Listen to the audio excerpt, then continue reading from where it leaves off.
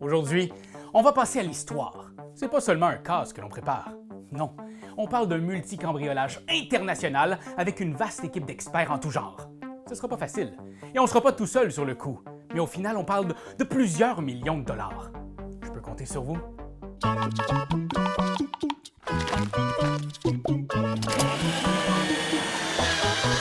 The Specialist est un jeu de draft de dés et de recrutement de personnages qui se joue de 1 à 4 joueurs. Pour réaliser le cambriolage le plus impressionnant de l'histoire, vous devrez monter une équipe de spécialistes. Des pilotes, des hackers, des contorsionnistes. À la fin de la partie, le joueur qui a le plus de millions est déclaré vainqueur. Je préfère vous le dire tout de suite, ici je vais faire une mise en place pour une partie à 4 joueurs. Si vous êtes moins nombreux, vous devrez retirer quelques cartes spécialistes, celles marquées 3+ ou 4. Vous devrez aussi mettre de côté quelques jetons primes et des tuiles expertise. Référez-vous au livret, page 5 pour plus de détails. Bon, commençons par mettre en place les plateaux continents et le plateau Vegas. Les lettres A, B, C et D sur ceux-ci doivent être visibles, mais vous pouvez les placer dans l'ordre que vous voulez. Mettez 4 jetons prime first face visible sur chaque post-it au centre de ceux-ci.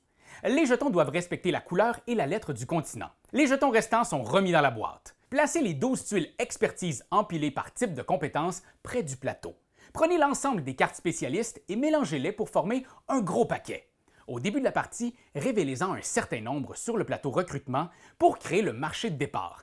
Placez les jetons primes correspondants ici dans l'ordre 1, 2, 3 et 4. Mélangez et placez les 12 cartes indiques ici et révélez-en une.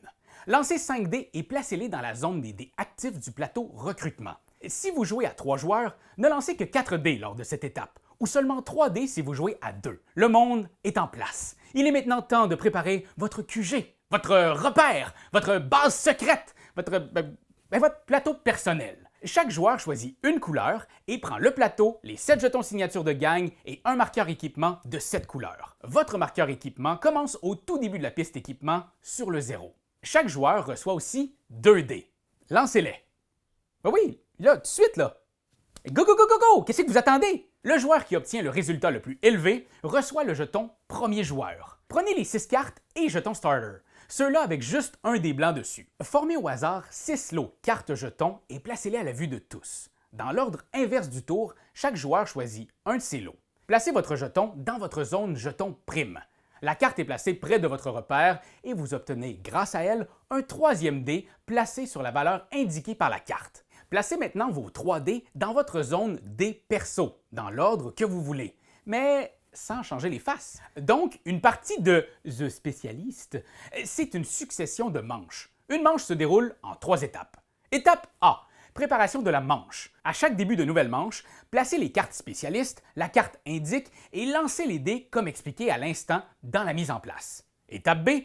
Tour des joueurs. En commençant par le premier joueur, tous vont avoir un tour pour mettre leur plan en marche. Puis c'est quoi que je fais à mon tour? Eh bien, premièrement, je choisis un dé de mon choix dans la zone des dés actifs du plateau recrutement.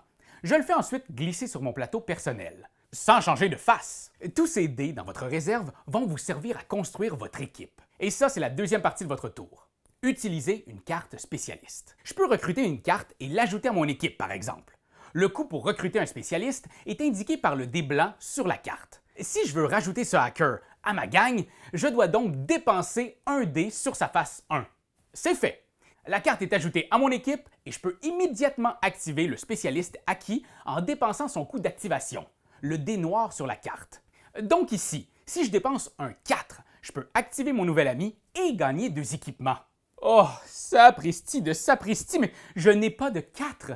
Pas de panique, vous constaterez que les 2 espaces au bout de votre repère vous permettent de modifier le résultat du dé qui s'y trouve, plus 1 ou moins 1 ici et plus 1 ici.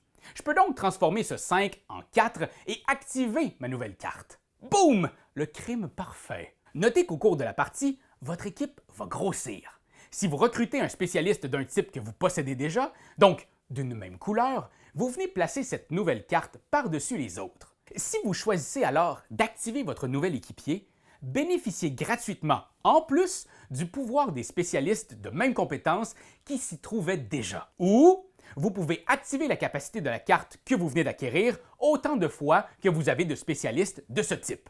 Donc ici, 2 fois parce que j'ai 2 hackers. Donc, 2 fois 2... 2... c'est plus... Je retiens 4... Donc, un gain d'équipement de 4! Wow! Boum! L'autre avantage de recruter une grosse équipe, c'est que vous pouvez obtenir des jetons primes.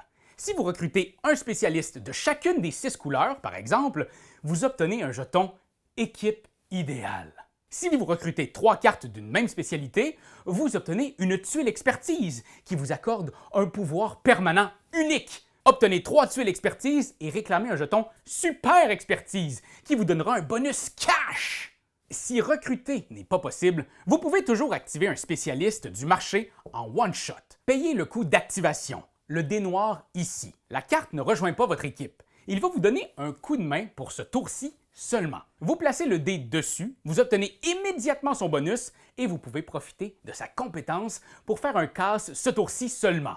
À la fin du tour du joueur, la carte spécialiste et le dé sont défaussés. Autre petite chose, si vous êtes bien mal pris et que vous ne pouvez pas ou ne voulez pas utiliser de carte lors de votre tour, vous pouvez être indique pour la police. Une taupe, un rat, bref, vous recevez la récompense sur la carte indique ici pour compenser votre trahison. Dernière chose à faire lors de votre tour, c'est procéder à un casse. Choisissez une ville sur le plateau. Pour y faire une casse, vous devez avoir les compétences et l'équipement nécessaires. Par exemple, ici, pour rocker Buenos Aires, j'ai besoin de 2 contorsionnistes, un perceur de coffre et un pilote. Les compétences sont souvent fournies par les icônes sur les cartes de votre équipe, mais vous pouvez aussi utiliser des jetons bonus à usage unique ou la compétence du spécialiste que vous avez engagé en one-shot pour atteindre les conditions requises. L'équipement est une ressource que vous devez dépenser. Donc ici, je pourrais descendre de 3 sur ma piste équipement pour commettre mon méfait. Ou vous pouvez défausser des dés encore sur votre repère pour obtenir 1 point d'équipement par dé jeté. Gardez ça en tête, ça peut vraiment vous aider. Si le casse est un succès, choisissez quel bâtiment de la ville vous voulez vider et posez-y votre jeton signature de gang. Le coffre étant vide, le bâtiment ne pourra plus subir de casse par un autre joueur. Vous obtenez le montant en millions qu'on y trouve et vous pouvez prendre un jeton Prime First au milieu du plateau si vous êtes le premier à faire un casse dans la ville en question. N'oubliez pas que vous ne pouvez jamais faire 2 casses dans la même ville. Vous êtes trop connu là-bas. Changez d'identité et continuez ailleurs. Ouais.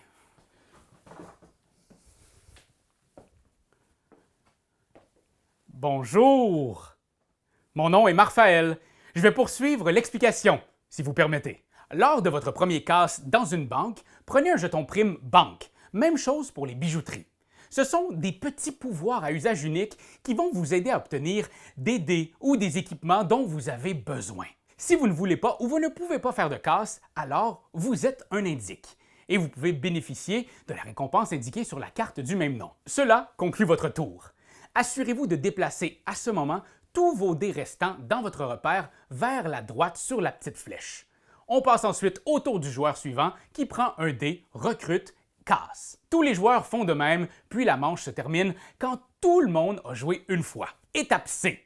Fin de la manche. On retire alors tout ce qui reste de dés et de cartes sur le plateau recrutement et on prépare une nouvelle manche en plaçant de nouvelles cartes et en brassant de nouveaux dés. On retourne aussi une nouvelle carte indique. La partie se termine si l'une de ces 2 conditions est remplie. Si la 12e carte indique est retournée, cela veut donc dire que c'est l'ultime tour de jeu pour tous. Ou si un joueur fait un 7e casse réussi. La partie se termine alors à la fin de la manche en cours. Le joueur qui a récolté le plus de millions est déclaré vainqueur. S'il y a égalité, c'est le joueur qui a réussi le plus grand nombre de casses qui est couronné roi du crime. Voilà, vous savez tout. Il n'en tient plus qu'à vous d'inscrire votre nom dans la légende. Je peux vous garantir que longtemps, on se souviendra du grand Marfael Lacaille. Oh, OK! C'est toi de trouver l'épisode de jour du Popoche? Sonne la cloche! Sonne la cloche! On parle de jeu, like-nous, commande, suis-nous, ouais! Sonne la cloche! Sonne la cloche! Partage à tes amis, partage à ta mamie, Oh ouais! ouais, Sonne la cloche! Sonne la cloche! Commente en wave, fais le mon titi! Sonne la cloche! Sonne la cloche! Sonne la cloche comme quand Jésus a sonné à la porte pour aller souper chez Zachée.